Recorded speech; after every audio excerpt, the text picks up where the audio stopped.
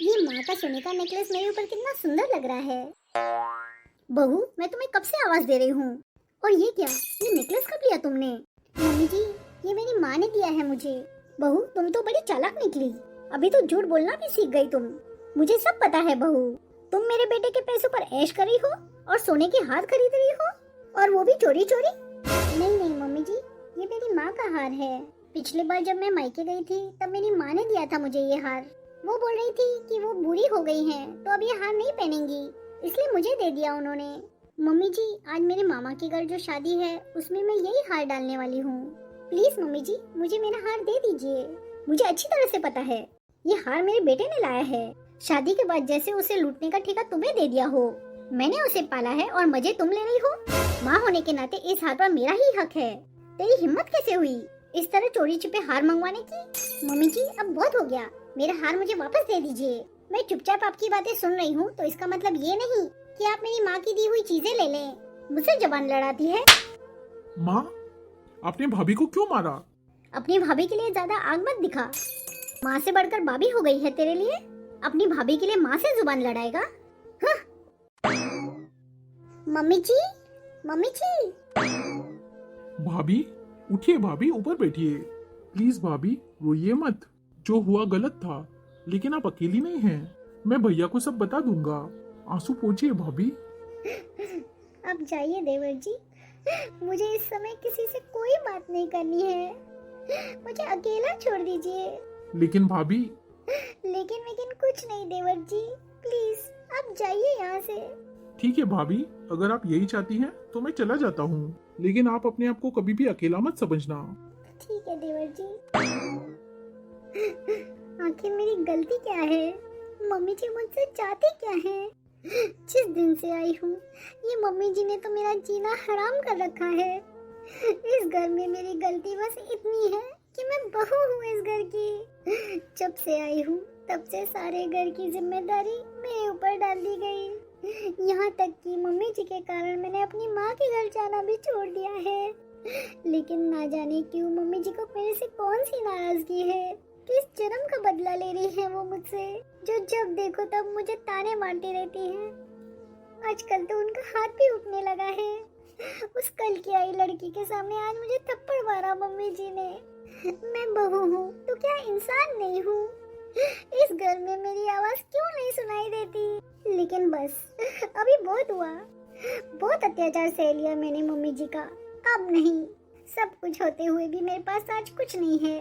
शादीशुदा होते हुए भी बिना पति के जी रही हूँ। मायका होने के बाद भी 4 दिन जाकर मायके में शांति से नहीं रह सकती मैं। कितनी बार मैंने इनसे कहा कि मुझे भी अपने साथ शहर ले चलो, लेकिन ये है कि मेरी बात सुनते ही नहीं हैं। बस एक ही बात करते हैं कि वहाँ पर रहने की व्यवस्था नहीं है। इस महल में रहने से अच्छा है मैं एक झोपड़ी में रहना पसंद करूंगी। मुझे नहीं रहना है इस घर में। 3 साल हो गए हैं मेरी शादी को, लेकिन सुकून के 4 दिन भी मैं अपने पति के साथ नहीं बिता पाई हूँ। इस घर में मुझे बस एक नौकरानी की तरह रखा जाता है। नौकरानी से ज्यादा मेरी कोई इज्जत नहीं है इस घर में। सुबह 5 बजे से उठ जाती हूँ और रात को 10 बजे तक सारे घर के काम निपटाती हूँ। किसी से कोई शिकायत नहीं करती। पूरा दिन काम करती हूँ। हाथ रुके तो ताने शुरू हो जाते हैं। खुद के लिए 2 पल भी नहीं मांग सकती मैं। इस घर में मेरी मेहनत की कोई कीमत नहीं। पहले मैं अकेली थी तो सारे घर का काम संभालती थी, लेकिन अब तो देवरानी भी आ गई है। देवर जी की शादी के पहले मैंने ये सोचा था कि चलो देवर जी की शादी हो रही है तो मेरी देवरानी आ जाएगी, मेरे काम में थोड़ा हाथ बटा देगी, मुझे भी थोड़ा आराम मिलेगा। लेकिन नहीं, यहाँ आराम नाम की तो कोई चीज नहीं है। मम्मी जी तो अपनी छोटी बहू को पूरा आराम देती हैं, यहाँ तक कि एक ग्लास इधर से उधर नहीं करने देती। आज देवर की शादी को 4 महीने हो गए हैं, पर देवरानी से जब भी कोई काम बोलो मम्मी जी मुझे ही 4 बातें सुना देती हैं। बोलती हैं, नई नवेली दुल्हन से तू काम करवा रही है, तुझे शर्म नहीं आती? मैं अकेली बहू थोड़ी ना हूँ घर में। लेकिन अब बस हो गया, और नहीं, अब बहुत हो गया। बर्दाश्त करने की भी हद होती है। अब मैं बिल्कुल भी मम्मी जी के अत्याचार को सहन नहीं करूँगी। वैसे भी आज तो ये आ ही रहे हैं शहर से। इनके आने के बाद मैं इनको सारी बातें बताऊंगी। बस अब मैं किसी प्रकार का अत्याचार नहीं सहूंगी मम्मी जी का। आखिर मैं इस घर की बहू हूँ, नौकरानी नहीं। अरे, नौकर को भी इज्जत दी जाती है, लेकिन मुझे तो मम्मी जी ने कहीं का नहीं रखा। इज्जत तो दूर की बात है, घर में 2 बहुएं हैं, एक मर मर के काम करती है और दूसरी आराम से रहती है। पर अब बस बहुत हो गया, 2 बहुएं बराबर का काम करेंगी। देखती हूँ मैं भी कौन मुझे क्या बोलता है। बहुत चुप रह लिया मैंने, बहुत सहन किया मैंने, लेकिन अभी मुझे आवाज उठानी पड़ेगी। अब मम्मी जी के अत्याचार को मुझे रोकना होगा। मम्मी, पूनम, नवीन, कहाँ गए सब लोग? सब लोग सो गए लगता है। अरे अजय बेटा, आ गया तू? हाँ माँ। बेटा तुम तो 10 बजे आने वाले थे, रात के 12 बज रहे हैं। तुम इतने लेट कैसे हो गए? फ्लाइट लेट थी माँ, मौसम खराब था इसलिए डिले हो गई। अच्छा माँ, तुम अभी तक जाग रही हो? पूनम दिखाई नहीं दे रही, लगता है सो गई। हाँ बेटा, उसका काम ही क्या है, वो तो दिन रात बस सोती ही रहती है। सुबह उठने का नाम नहीं, काम करने की फुर्सत नहीं, सारा दिन आराम फरमाती है। सारे घर का काम मैं और छोटी बहू ही संभाल रहे हैं। लेकिन माँ, पहले तो पूनम ऐसा कभी नहीं किया करती थी। वो सुबह 5 बजे से पहले उठ जाया करती थी। वो ऐसी नहीं हो सकती, मुझे अच्छे से पता है। मेरे जाने के पहले तो पूनम ने ही सारे घर का काम संभाला हुआ था। तो तेरे कहने का क्या मतलब है बेटा, कि तेरी माँ झूठ बोल रही है? तुझे तेरी माँ की बातों पर यकीन नहीं है? नहीं नहीं माँ, मेरा कहने का मतलब वो नहीं था। अच्छा माँ, मैं सफर से आया हूँ, थक गया हूँ। ये सारी बातें तो होती रहेंगी। अच्छा अजय बेटा, तुमने खाना खाया या नहीं? भूख लगी होगी, मैं खाना गरम करके लाती हूँ। अरे नहीं नहीं माँ, मैंने फ्लाइट में खाना खा लिया था, बस अभी सोना चाहता हूँ। ठीक है बेटा। माँ, रात बहुत हो चुकी है, तुम भी सो जाओ। ठीक है बेटा। अब देखो, ये भी बीवी का साइड लेने लगा। अब इस घर में मेरी चलती कहाँ है? पूनम, पूनम सो गई क्या? अरे आ गए आप। चलिए मैं आपको खाना परोस देती हूँ, आप तब तक मुंह हाथ धो लीजिए। नहीं नहीं पूनम, तुम सो जाओ, बहुत रात हो चुकी है, और वैसे भी मैंने फ्लाइट में खाना खा लिया था। अच्छा कोई बात नहीं। पूनम, मैं हाथ मुंह धो के आता हूँ। ठीक है जी। अरे ये कैसी आवाज आ रही है? ऐसे लग रहा है कि कोई झाड़ू लगा रहा है। अरे लेकिन रात के 4 बजे हैं, शायद माँ उठी रहेगी, लेकिन वो तो 12 बजे तक जाग रही थी। पूनम, पूनम उठो। पूनम, ये रात के 4 बजे झाड़ू कौन लगा रहा है घर में? मुझे नहीं पता कौन झाड़ू लगा रहा है। ठीक है, मैं देख कर आता हूँ। सुनो पूनम, उठो, माँ झाड़ू लगा रही है। उठो पूनम, माँ झाड़ू लगा रही है। मुझे बहुत जोरों की नींद आ रही है, मुझे सोने दो, और आप भी सो जाओ। पूनम, तुम्हें जरा भी शर्म नहीं आती? तुम्हारे होते हुए तुम्हारी सास झाड़ू लगा रही है। उठो पूनम, उठकर झाड़ू लगाओ। मैंने कोई ठेका लेका नहीं रखा है इस घर का, समझे ना आप? इस घर में मैं अकेली बहू नहीं हूँ, एक और बहू है। हमेशा मैं ही क्यों जिम्मेदारी उठाऊं सब चीजों की? एक और बहू आ गई है। मम्मी जी से बोलिए उसे जाके कहे, पूरा दिन काम करूं, रात को भी चैन न मिले, और इसके बाद आप मुझे एक शब्द भी नहीं बोलिएगा। हर बार मम्मी जी की वजह से मेरी नींद, मेरी सेहत सब कुर्बान करनी पड़ती है मुझे। मैं आपकी पत्नी हूँ, कोई मशीन नहीं। अब मैं सो रही हूँ, मुझे सोने दीजिए। कोई नौकरानी नहीं हूँ मैं इस घर की, समझे ना आप? तुम्हारे होते हुए तुम्हारी सास झाड़ू लगा रही है। बहुत कर लिया मैंने मम्मी जी के आगे आगे होके काम, लेकिन अभी बस हो गया। अब कोई मुझ पर किसी प्रकार का दबाव नहीं डाल सकता। अपने ससुराल वालों के लिए मैंने क्या कुछ नहीं किया। इन 3 सालों में मैंने सारे घर को संभाला। बस शादी के 2-4 दिन के बाद ही मैंने सारे घर का काम करना शुरू कर दिया था। तब से आज तक मैं कर ही रही हूँ, और घर की छोटी बहू को आए हुए तो 4 महीने हो गए हैं। फिर भी वो रसोई में सिर्फ खाना खाने जाती है, बस सारा दिन अपने कमरे में बैठी रहती है, अपने मायके में फोन करके बातें करती रहती है। इसके अलावा तो वो कमरे से बाहर निकलती ही नहीं। मम्मी जी भी उसे कुछ नहीं बोलती। क्या घर की सारी जिम्मेदारियां सिर्फ बड़ी बहू पर होती हैं? मम्मी जी का कितना मान सम्मान करती थी मैं, यहाँ तक कि अपनी माँ से बढ़कर मानती थी उन्हें। उनके आगे आगे हो करके सारा काम करती रहती थी मैं। फिर भी उन्हें मेरी रद्दी भर की कदर नहीं है। जिसे मेरी कदर नहीं है, उसकी कोई कदर मैं क्यों करूं? अब तक मैंने उनका सब सुना, सब सहन किया, अब नहीं। माँ, ये क्या, आप क्यों झाड़ू लगा रही हैं? क्या करूं बेटा, मैं झाड़ू नहीं लगाऊंगी तो और कौन लगाएगा? तेरी बीवी को तो जरा भी चिंता नहीं है मेरी। लेकिन माँ, मुझे ये बताओ, ऐसा क्या हुआ है जो पूनम आज झाड़ू नहीं लगा रही है? वैसे तो रोज 4:30-5 बजे तक पूनम उठ जाती है और झाड़ू पोछा बर्तन सब कर लेती है, लेकिन आज क्या हुआ है जो वो उठ नहीं रही है, झाड़ू नहीं लगा रही है? ऐसा क्या हो गया इतने दिनों में जो वो इतनी बदल गई है? अरे जाने दे बेटा, मुझे उसके बारे में कोई बात नहीं करनी है। जब तक मेरे हाथ पैर चल रहे हैं तब तक मैं घर के सारे काम कर लेती हूँ। माँ, पूनम झाड़ू नहीं लगा रही है तो जाने दीजिए उसे। लेकिन जूही भी तो है ना घर में, आप उसे क्यों नहीं उठा देती? बेटा, तुम्हें जरा भी शर्म नहीं आती क्या? क्यों माँ, ऐसा क्या हुआ है? मुझे क्यों शर्म आएगी? आखिर जूही भी तो इस घर की बहू है। अभी जूही की शादी को कितने ही दिन हुए हैं। माँ, 4 महीने हो गए जूही की शादी को। नई नवेली बहू है वो, उससे क्या मैं घर के काम करवाऊंगी? कितनी छोटी है वो। अभी बेचारी के खेलने खाने के दिन हैं, उसे भी दूंगी मैं घर के काम। लेकिन अभी नहीं, अभी तो उसे खाना बनाने भी नहीं आता है। उसे तो ये भी नहीं पता कि घर के तेल मसाले के डब्बे कहाँ पे पड़े हैं। पहले उसे घर में थोड़ा हिल मिल जाने दो, घर का माहौल पहचानने दो उसे। लेकिन माँ, जब मेरी शादी हुई थी तब 2-4 दिन के बाद ही आपने पूनम को सारे घर की जिम्मेदारी सौंप दी थी। उस समय उसे भी कहाँ आता था खाना बनाना, उसे कहाँ पता था कि घर के सारे मसालों के डब्बे कहाँ पड़े हैं। लेकिन आज देखिए कितनी समझदार हो गई है वो, घर के सारे काम कुशलता से करती है वो, सारे घर की जिम्मेदारियां वो बखूबी निभाती है। जूही को भी जिम्मेदारी दीजिए आप। तेरा बोलने का क्या मतलब है? क्या तेरी बीवी के ऊपर मैं अत्याचार कर रही हूँ? नहीं माँ, मेरा कहने का वैसा मतलब नहीं है। मैं खुद ही लगा दूंगी झाड़ू, तू जा यहाँ से। अरे माँ, तुम क्या लगाओगी झाड़ू? मुझे दे दो, मैं लगाता हूँ। लाइए, दीजिए मुझे। वाह बेटा वाह, अपनी बीवी को आराम करा रहा है और खुद औरतों वाले काम कर रहा है। यही दिन देखने के लिए तेरी शादी की थी मैंने। माँ, जरूरी थोड़ी ना है कि ये काम औरत ही करे, आदमी भी घर के झाड़ू बर्तन और बाकी सारे काम कर सकते हैं। और माँ, वैसे भी शहर में तो मैं अकेला ही रहता हूँ, तो ये सारे काम मुझे ही करने पड़ते हैं। मुझे आदत है माँ, आप जाइए, मैं झाड़ू लगा लेता हूँ सारे घर में। रहने दे, दे मुझे झाड़ू, मैं खुद ही लगा दूंगी। ठीक है माँ, मैं सोने जा रहा हूँ। पहले तो मैं बड़ी बहू को कितना कुछ बोल देती थी, लेकिन वो हंसकर सारी बात टाल देती थी। लेकिन मैं देख रही हूँ अब वो वैसी नहीं रही। जब से झगड़ा हुआ है वो अपने कमरे से बाहर ही नहीं निकली है। यहाँ तक कि शाम का खाना भी मैंने ही बनाया है, सारे बर्तन भी मैंने मांजे हैं। सिर्फ खाना लेने के लिए कमरे से बाहर आई थी वो। आज तक तो उसने पहले कभी ऐसा नहीं किया है। इतने सालों में मैं उसे कितना कुछ कह देती थी, फिर भी उसने ऐसा कभी नहीं किया। वो अपने कमरे से बाहर आके घर का सारा काम संभालती थी।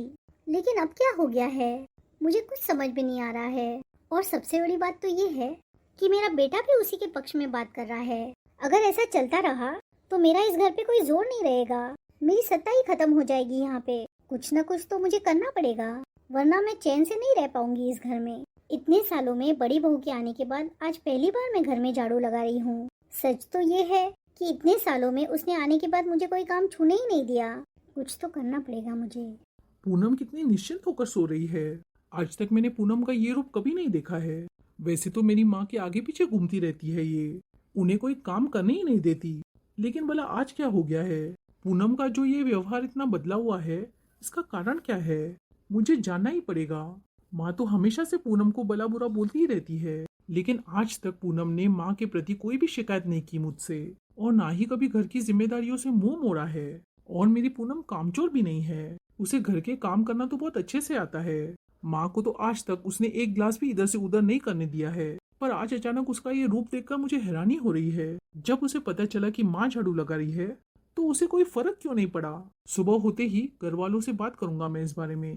मैं जानना चाहता हूँ कि आखिर ऐसा क्या हुआ जिसने पूनम को बदलने में मजबूर कर दिया, वरना मैं तो अपनी पूनम का स्वभाव अच्छे से जानता हूँ। दीदी, आज आप चाय नाश्ता कुछ बना नहीं रही हो क्या? आराम से बैठी हो आप। मम्मी जी देखेंगी तो क्या कहेंगी? ये क्या तमाशा है सुबह सुबह? काम छोड़कर फोन चलाया जा रहा है। सूरज निकलते ही हाथ पैर टूट गए क्या? अभी उठो और काम शुरू करो।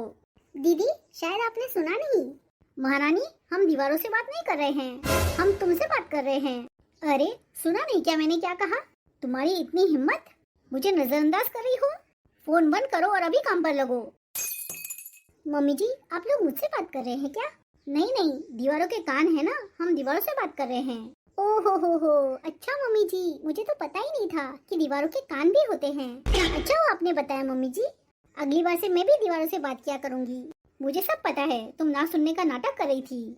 ऐसा है ना मम्मी जी, जब आपको पता है तो क्यों बोल रही हो आप मुझसे? बाप रे, शक्ल तो देखो इसकी। मैंने क्या ठेका लेकर के रखा है आप लोगों के लिए रोज चाय और नाश्ता बनाने का? और तुम्हें जरा भी शर्म नहीं आती? अपनी जेठानी से तुम चाय और नाश्ता बनाने के लिए बोल रही हो? तुम्हारे हाथ पैर टूट गए हैं क्या? या तुम्हारे माँ बाप ने तुम्हें चाय बनाना नहीं सिखाया? मम्मी जी देखिए ना, ये मुझसे कैसे बात कर रही हैं। इस तरह से छोटी बहू से बात करने की जरूरत नहीं है बड़ी बहू। तमीज से बात करो छोटी बहू से। अच्छा मम्मी जी, मैं तमीज से बात करूं इससे? और आपकी छोटी बहू, इसे तो बहुत तमीज है। बड़ों की इज्जत करना खूब जानती है ये। और हाँ मम्मी जी, हम दोनों जेठानी देवरानी के बीच में बोलने की जरूरत नहीं है आपको। जाओ जूही, जाकर चाय बनाओ और नाश्ता भी बनाओ, और मेरे भी चाय नाश्ता बनाकर लेकर आओ। आज तक बहुत पी ली तुमने मेरे हाथ की चाय, बहुत मेरे हाथ का खाना खा लिया। अब तुम ही बनोगी चाय और नाश्ता, और तुम ही बनोगी दोनों टाइम का खाना भी। हाँ हाँ, क्यों नहीं दीदी, मेरे माँ बाप ने तो मुझे आपका नौकर बनाकर यहाँ भेजा है ना, जो आपको चाय नाश्ता खाना बनाकर खिलाऊंगी मैं। भूल जाओ दीदी कि मैं आपके लिए ये सब करूंगी। इस गलत फहमी में बिल्कुल मत रहना। हाँ, चाय खाना बनाऊं मैं इनके लिए। मम्मी जी, मैं आपके लिए चाय बनाकर लाती हूँ, आप बैठिए। लीजिए मम्मी जी आपकी चाय। तू क्या सोचती है कि तू मुझे चाय बनाकर नहीं देगी तो मुझे चाय नहीं मिलेगी, है ना मेरी छोटी बहू? अच्छा किया छोटी बहू कि तुमने हम दोनों के लिए ही चाय बनाकर लाई। जिसके हाथ पांव सलामत है खुद जाकर बनाए। और वैसे भी छोटी बहू, तुम्हें हमने अपने छोटे बेटे की दुल्हन बनाकर लाया है, ना कि किसी की नौकरानी बनने के लिए। मम्मी जी आप कितनी अच्छी हैं, मेरा कितना ख्याल रखती हैं। भगवान आपके जैसी सास हर किसी को दे। अरे भैया आप लीजिए, चाय पी लीजिए। देख ना बेटा, तेरी बीवी को छोटी बहू कब से चाय दे रही है, लेकिन वो है कि पीने का नाम ही नहीं ले रही है। इसका गुस्सा उतरने का नाम ही नहीं ले रहा है। माँ, और कितना झूठ बोलोगी? माँ, आपकी बड़ी बहू चुप बैठी है, इसका मतलब ये नहीं कि आप कुछ भी बोलें। इज्जत से बात करो माँ, वो भी इस घर की बड़ी बहू है। ये क्या बोल रहा है बेटा? माँ, आपको क्या लगता है, क्या मुझे कुछ नहीं पता? मुझे सब अच्छे से पता है, मैं सब जान चुका हूँ। मैंने आप दोनों की सारी बातें सुन ली हैं। माँ, मुझे जूही से कोई शिकायत नहीं है, वो तो सिर्फ 4 महीने हुए हैं यहाँ आई है। लेकिन आप माँ, आप ऐसी हरकत करोगे मैंने सोचा भी नहीं था। इतने सालों से पूनम चुपचाप आपकी सेवा कर रही है। आप ही बताइए, उसने कौन सी कसर छोड़ी आप लोगों की सेवा करने में? मुझे कुछ भी नहीं पता कि कल आप लोगों के बीच में क्या झगड़ा हुआ था, लेकिन आज आप जूही को जिस तरह की शिक्षा दे रही हैं, ये बहुत गलत कर रही हैं माँ। 4 महीनों से जब पूनम जूही को चाय बना बना कर दे रही थी, उसे खाना बना बना कर दे रही थी, तब तो आपने कभी पूनम को नहीं बोला कि पूनम जूही की नौकर नहीं है। मैं यहाँ नहीं रहता, इसका मतलब ये नहीं माँ कि आप मेरी पत्नी के साथ नाइंसाफी करो। ऐसा नहीं है कि शहर में व्यवस्था नहीं थी पूनम को ले जाने की, मैं तो इसलिए उसको शहर नहीं लेकर गया कि आपकी सेवा कौन करेगा यहाँ। यहाँ तक कि पूनम मुझसे बोलती भी थी कि मैं आपके साथ चलूंगी, लेकिन माँ, मैं उससे यही हमेशा बोल देता था कि पूनम, माँ की सेवा कौन करेगा यहाँ, तुम मेरे साथ चली जाओगी तो। बस मेरी यही एक बात पर शांत हो जाती थी वो, और कभी उसने मुझसे जाने की जिद नहीं की। वो भी यही कहती थी कि सही बात है, अगर मैं आपके साथ चली जाऊंगी तो मम्मी जी की सेवा कौन करेगा, वो तो अकेली ही पड़ जाएंगी। लेकिन मुझे ये नहीं पता था माँ कि पूनम के त्याग, बलिदान और समर्पण का आप ये सिला देंगी। आपने तो एकदम से ही रंग बदल दिया माँ। मैं अपनी पूनम को आपके भरोसे छोड़कर गया था, ये सोचकर छोड़ के गया था कि माँ आप उसका अच्छे से ख्याल रखेंगी, लेकिन नहीं, यहाँ तो कुछ और ही हो रहा है। लेकिन माँ, अभी बस हो गया, मैं ऐसी गलती दोबारा नहीं कर सकता। मैं अपनी पूनम को यहाँ छोड़कर नहीं जाऊंगा, बल्कि अपने साथ लेकर जाऊंगा। तू तो ऐसे बोल रहा है जैसे तेरी बीवी पर मैंने बहुत अत्याचार किए होंगे। ये तो आप समझो माँ कि आपने मेरी बीवी के साथ क्या किया है। अरे कौन सा लड़ाई झगड़ा कर दिया मैंने तेरी बीवी के साथ? कौन सा तेरी बीवी को दिन रात उठते बैठते में ताना मारती थी? अरे क्या कुछ नहीं किया मैंने तेरी बीवी के लिए। क्या किया है आज तक आपने? बताइए, गिनवाइए मुझे क्या किया है आपने। मैं बताता हूँ भैया, माँ ने आज तक क्या किया है। भाभी के सीधे साधे सहज स्वभाव का नाजायज फायदा उठाया माँ ने। हमेशा बस भाभी से लड़ना झगड़ना, ताने मारना, इसके अलावा और कुछ भी नहीं किया है इन्होंने। और कल की बात बताऊं मैं भैया आपको, कल क्या हुआ था। कल भाभी के मामा जी के घर में शादी थी। जब भाभी मायके गई थी पिछली बार, तब भाभी की माँ ने उन्हें एक सोने का हार दिया था। वो हार कल निकाला था भाभी ने पहनने के लिए, तो माँ ने भाभी से वो हार छीन लिया, ये बोलकर कि तू मेरे बेटे से चोरी छिपे सोने का हार मंगवाती है। और जब भाभी ने बोला कि ये हार मेरी माँ का है और उस हार को भाभी ने उनसे मांगना चाहा, तो माँ ने उन्हें जोर से थप्पड़ मार दिया। भैया, मेरी पत्नी की सेवा बढ़ाने में पूरा पूरा हाथ माँ का है। जूही को कोई भी काम करने नहीं देती माँ। ये बोलकर बिठा लेती है कि तुझे तो अभी 4 ही महीने हुए हैं शादी को, तू अभी नई नवेली दुल्हन ही है, क्यों काम कर रही है। हो गया तेरा कि और कुछ बाकी है? बस माँ, बहुत हुआ। अब मैं पूनम को 1 मिनट भी इस घर में नहीं रहने दूंगा। चलो पूनम, पैकिंग करो, तुम मेरे साथ शहर जा रही हो। हाँ हाँ, ले जा ले जा, यहाँ किसी को कुछ फर्क नहीं पड़ता। तू क्या सोच रहा है, तेरी बीवी नहीं रहेगी तो हम भूखे मरेंगे? है मेरी छोटी बहू, वो बना कर देगी मुझे खाना। इतनी सेवा करेगी मेरी, इतनी सेवा करेगी। कि तुम्हारी बीवी ने कभी इतनी सेवा नहीं की होगी मेरी। चलो पूनम जल्दी करो, मैं तुम्हारा बाहर इंतजार कर रहा हूँ। इसके बाद अजय अपनी बीवी को शहर लेके चला जाता है, क्योंकि वो जानता था कि अब तो मेरी माँ और भी जीना हराम कर देगी मेरी पत्नी का। और वो जूही को भी बहुत अच्छे से जानता था।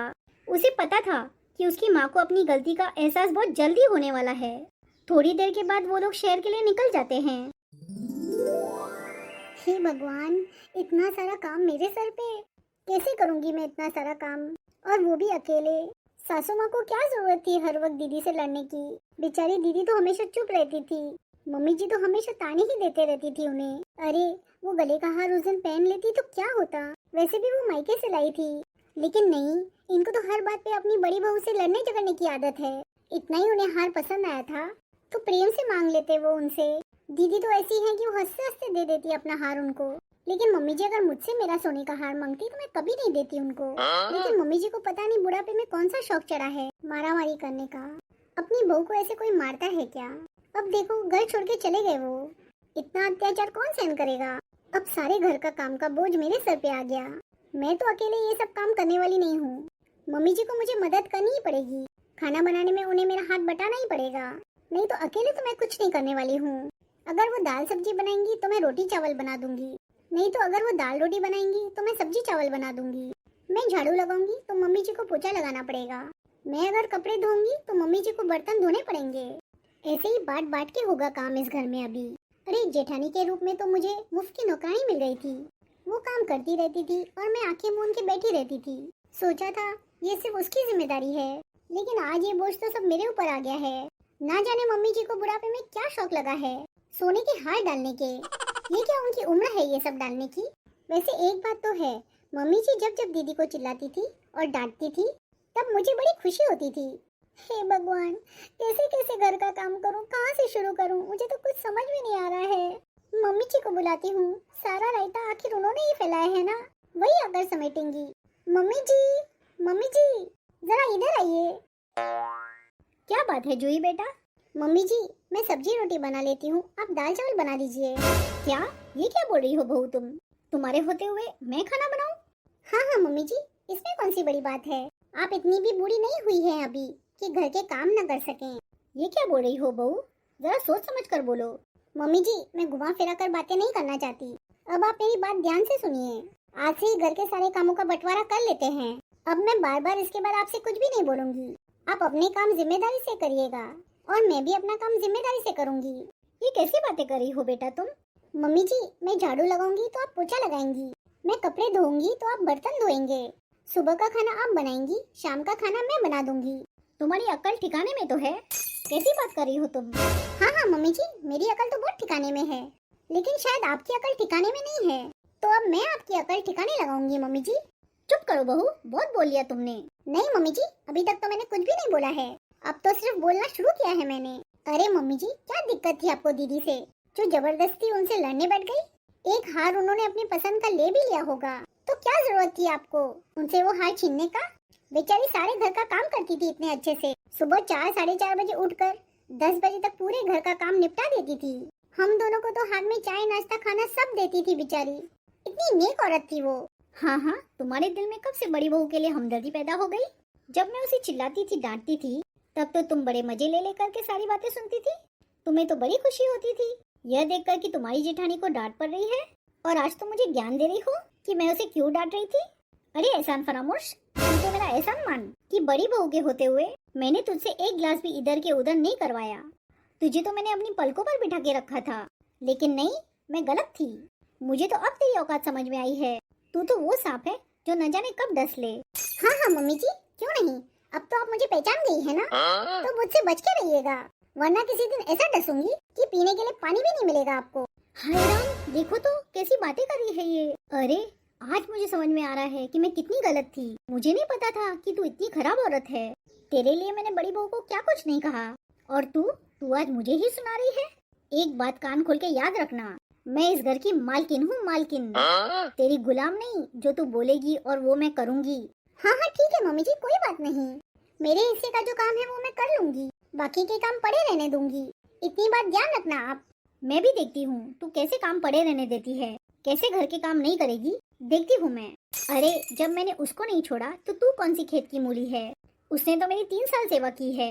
मैं तो अपने रूम में बैठी रहती थी और वो ला ला कर मुझे चाय नाश्ता खाना सब देती थी। यदि तुझे इस घर में रहना है तो मेरे हिसाब से रहना पड़ेगा, वरना तेरा बोरिया बिस्तर बांधकर तुझे भी इस घर से रवाना कर दूंगी।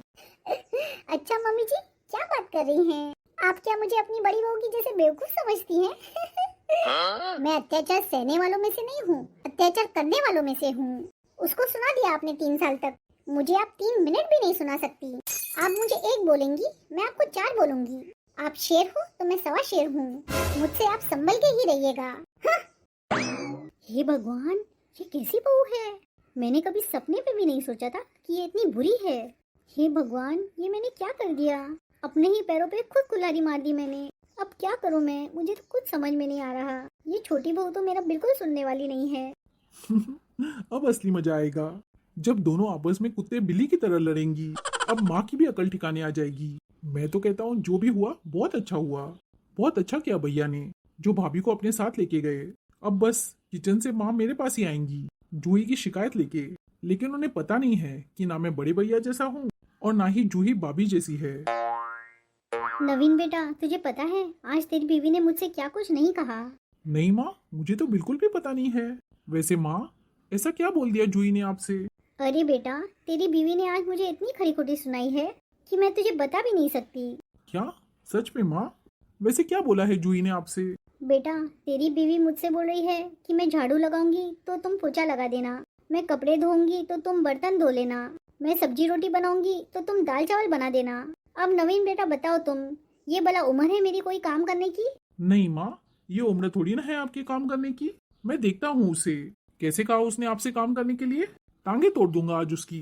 उसकी हिम्मत कैसे हुई? वो मेरी माँ से काम करने के लिए बोल रही है।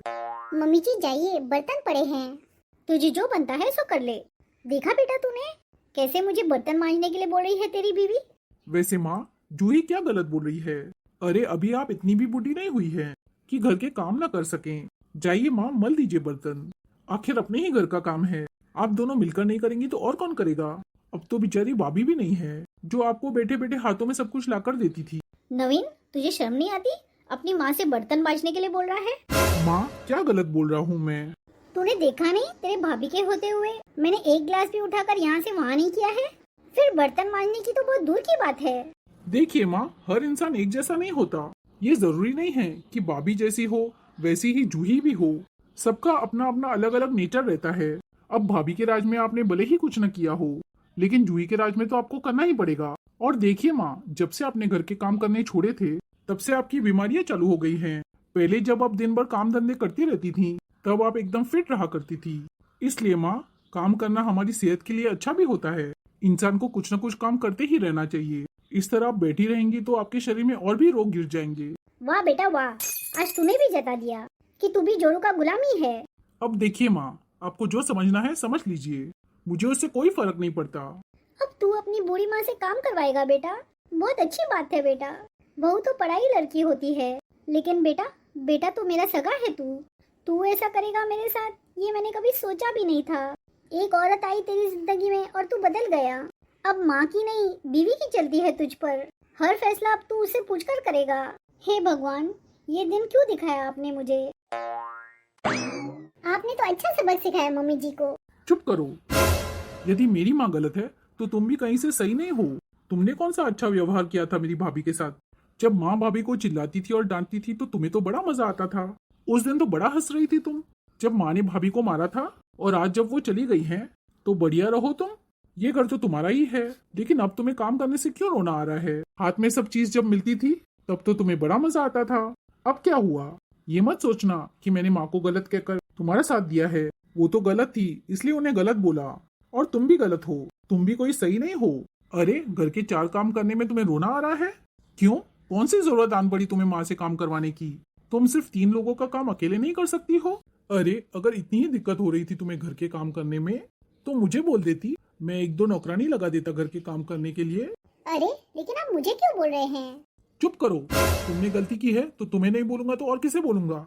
अरे 4 महीने तुम मेरी भाभी के साथ रह रही थी, कम से कम कुछ तो सीख लेती उनसे। बस बैठ के आराम फरमा रही हो।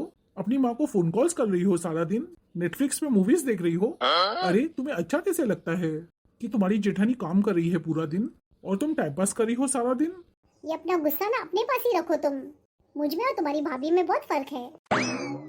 हाँ हाँ, तुम में और मेरी भाभी में जमीन आसमान का फर्क है। सही बोला तुमने। लो बहू, मैंने धो लिए बर्तन। हाँ हाँ मम्मी जी, आपने बहुत अच्छा किया। मम्मी जी, मैंने भी दाल और चावल बना दिया है। अब आप सब्जी और रोटी बना दीजिए। क्या हुआ मम्मी जी, इस तरह से क्यों देख रही हैं आप? हम दोनों ने तो यही डिसाइड किया है ना। हम दोनों ने नहीं बहू, सिर्फ तुमने डिसाइड किया है। ठीक है मम्मी जी, जो भी आपको समझना हो समझ लीजिए। सब्जी गोभी आलू की बनाना और रोटी थोड़ी पतली बनाना। मुझे तो बहुत जोरों की भूख लग रही है। भूख के मारे पेट में चूहे कूद रहे हैं। मैं आराम से अपने रूम में जाकर दाल चावल खाती हूँ। आज मुझे अपने आप में इतनी शर्मिंदगी महसूस हो रही है कि मैं क्या बताऊँ। अपनी बड़ी बहू को ना जाने मैंने क्या कुछ नहीं कहा, लेकिन बेचारी ने आज तक पलट कर जवाब नहीं दिया। और ये कल की आई लड़की को मैं कितना प्यार करती थी। इसे तो मैंने अपने पलकों पर बिठा के रखा था, लेकिन इसने तो मेरे साथ इतना बुरा किया है कि मुझे तो इससे बात करने की इच्छा नहीं रही। अब तो मेरे बड़े बहू बेटे भी कभी नहीं आएंगे यहाँ। मैंने अपनी बड़ी बहू के साथ इतना गलत जो किया है। मैंने अपने ही पैरों पर कुल्हाड़ी मार ली। मेरी इतनी अच्छी बहू का मैंने कितना अपमान किया है। मुझे अपनी गलती का एहसास पहले ही हो जाता तो ये दिन देखना नहीं पड़ता। जिस बहू ने मेरे घर को अपने खून पसीने से सींचा, उसी को मैंने सबसे ज्यादा दुख दिया। उसकी खामोशी को मैंने उसकी कमजोरी समझ ली।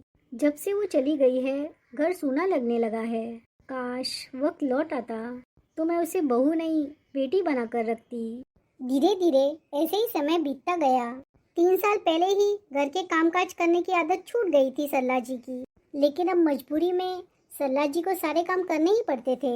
अब उनके पास घर के काम करने के अलावा कोई भी चारा नहीं था। इसी तरह काम करते करते 2-3 महीनों के बाद सरला जी की तबीयत खराब होने लगी।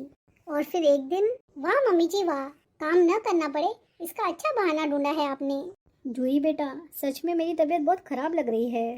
ठीक है मम्मी जी, आपकी तबीयत खराब है तो आप आराम कीजिए, लेकिन एक बात याद रखिए कि आपको कुछ भी खाना पीना नहीं मिलेगा। बहू, सच में मेरी तबीयत खराब है आज। हाथ पैरों में बहुत दर्द हो रहा है, सिर भी दर्द से फटा जा रहा है और चक्कर भी आ रहे हैं सुबह से। हाँ ठीक है मम्मी जी, कोई बात नहीं। जो मेरे हिस्से का काम है वो मैं सारा काम कर लेती हूँ। जब आपकी तबीयत ठीक होगी तब आप उठकर सारा काम कर लेना अपने हिस्से का। जूही, तुम ये क्या बोल रही हो? दीदी, भैया, आप यहाँ? हाँ, हम यहाँ। जूही, ये किस तरह की भाषा बोल रही हो तुम मेरी माँ से? अरे थोड़ी तो शर्म कर लेती, वो तुम्हारी सास है। तुम्हें जरा भी शर्म नहीं आई ऐसा बोलते हुए? तुम उन्हें नौकरानी बनाकर रखना चाहती हो? वो तो अच्छा हुआ कि देवर जी ने हमें सारी बातें बता दी, वरना ना जाने क्या होता।